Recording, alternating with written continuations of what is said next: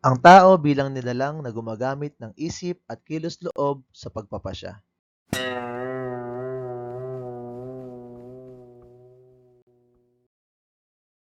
Pag-usapin natin kung ano-ano ba ang mga pagkakaiba ng tao at hayop, at kung bakit ang tao lang ang may kakayahang gumamit ng matalinong pag-iisip at malayang kilos-loob sa pagpapasya. Tingnan natin ang kanilang talino. Ano ba ang uri ng talinong mayroon ng dalawang nilalang? Ang hayop ay may kakayahang lumutas ng problema tulad ng makikita sa video.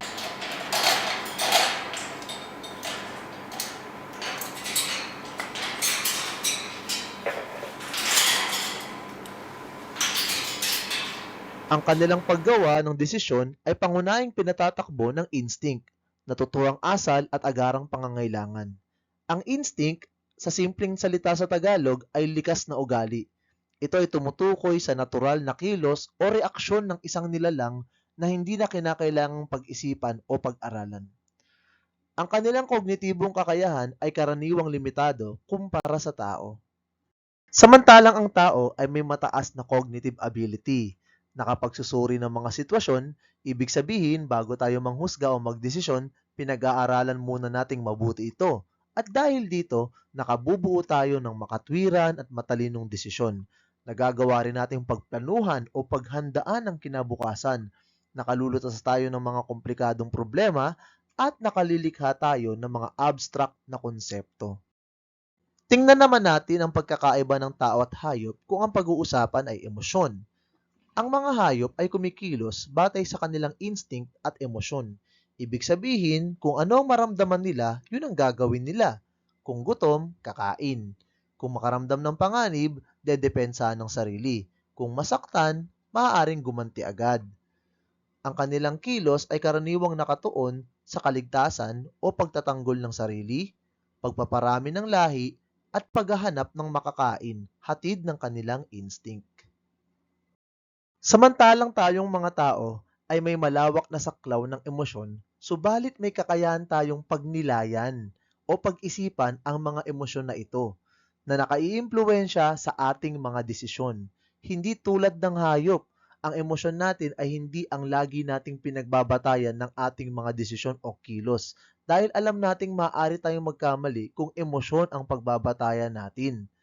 Isa pa sa magagandang katangian ng tao ay maaari nating mapigil ang mga impulsong emosyonal sa pamamagitan ng makatwirang pag-iisip at pagpipigil sa sarili.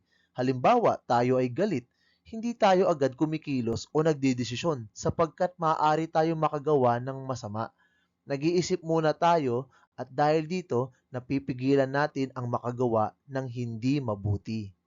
Tingnan naman natin ang aspektong moralidad at etika. Ang mga hayop ay walang kapasidad para sa moral reasoning di tulad ng mga tao.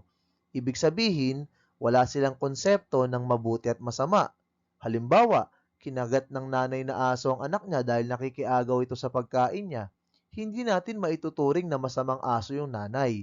Sa video, makikita na iniwan ng nanay na impala ang kanyang bagong silang na anak.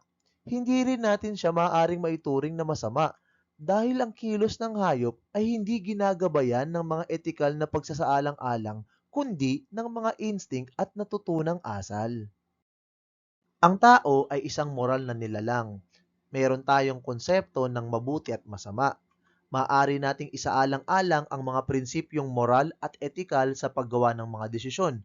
Halimbawa, kung ang batayan ng isang tao ng moralidad ay ang mga utos ng Diyos sa Biblia, ang kanyang mga kilos ay palaging sang-ayon sa mga utos ng Diyos dahil iyon ang mabuti. Hindi siya maglalasing, magsusugal, gagamit ng pinagbabawal na gamot, magnanakaw, mananakit ng kapwa, at makikita mo siyang palaging nagbabagong buhay at namumuhay ng may kaayusan at katapatan. Mayroon tayong kakayahang tukuyin ang tama sa mali. Alam natin na mabuti ang magbigay at masama ang magnakaw. Mabuti ang magsabi ng totoo at masama ang magsinungaling. Isinasaalang-alang din natin ang mga kahihinatnan ng ating mga kilos.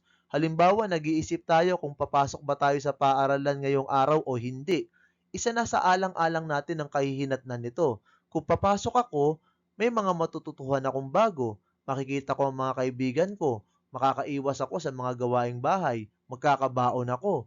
Kung hindi naman ako papasok, makakapagpahinga ako ng mas mahaba, maaari ako mapagalitan ng magulang ko, wala akong baon. Mula rito, nakabubuo tayo ng pagpapasya batay sa nakikita nating kahihinatnan ng kilos. At tayong mga tao ay gumagawa ng mga pagpipilian batay sa halaga at prinsipyo. Halimbawa, hihinto ba ako sa pag-aaral para maghanap buhay o magpapatuloy sa pag-aaral? Tinitimbang natin ito kung ano ang mas may pakinabang at mas mahalaga. At mula doon, nakabubuo tayo ng pagpapasya. Sa aspektong malayang kilos-loob naman, bagaman ang mga hayop ay maaaring magpakita ng antas ng pagpili sa kanilang mga kilos, ang kanilang asal ay pinatatakbo ng instinct, mga signal mula sa kapaligiran at kondisyon. Wala silang parehong antas ng otonomiya o kalayaan at kamalayan sa sarili hindi katulad ng mga tao. Samantalang ang mga tao ay may malayang kalooban. Ibig sabihin, maaari tayong pumili ng mga kilos batay sa ating personal na paniniwala, kagustuhan at pagdadahilan. May kakayahan tayong kumilos na taliwas sa ating emosyon. Kahit makaramdam tayo ng lungkot, nagagawa nating tumawa. Kahit nagugutom tayo, nagagawa nating magtiis. Nagagawa rin nating hindi sumang-ayon o makigaya sa ginagawa ng nakararami, lalo na kung alam nating ito ay masama, walang silbi o labag sa ating paniniwala. Ang mga pagkakaibang ating natalakay ay nagpapakita ng natatanging kakayahan ng mga tao para sa komplikadong pag-iisip, moral na pagrarason at kusang paggawa ng desisyon na nagtatangi sa kanya mula sa mga hayop. At dyan po nagtatapos ang ating paksa. Nawa ay may natutuhan kayo. Salamat sa panonood at pakikinig. Paalam!